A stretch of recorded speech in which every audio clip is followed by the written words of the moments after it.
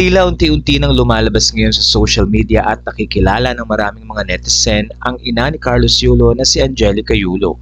Ilang mga post kasi previously ang kanyang ipinakita na talaga namang very close siya sa kanyang mga anak, lalo na kina Eliza, at very supportive siya sa talent ng mga ito. Kaya naman na-misinterpret man si Mrs. Angelica Yulo dahil sa interview na ginawa niya kay Carlos, pero tila may pinanggagalingan ang kanyang nararamdaman dahil na rin sa nangyaring parang matagal nang hindi sila nakikita ng anak. Ang nangyari din ay napag-usapan ng mga pera sa social media kaya tila lumaki ang nasabing issue.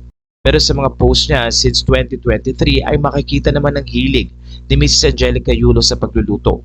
Ilang mga putahe ang kanyang ibinebenta at ayon nga sa mga fans, masipag at maayos ang ina ni Carlos Yulo.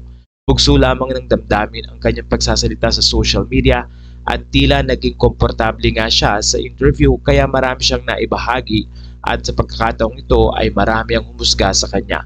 Pero sa ilang mga photos na ibinahagi ni Eliza Yulo, makikita na very close ang kanilang family at magkakasama ngang nagse-celebrate lalo na nang manalo ang isa sa mga anak ni Angelica Yulo.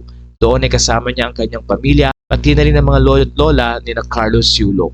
Sa puntong ito ay marami ang netizen na nagsasabing sana daw one of these days ay magkasundo at makauwi nga si Carlos Yulo sa kanyang pamilya.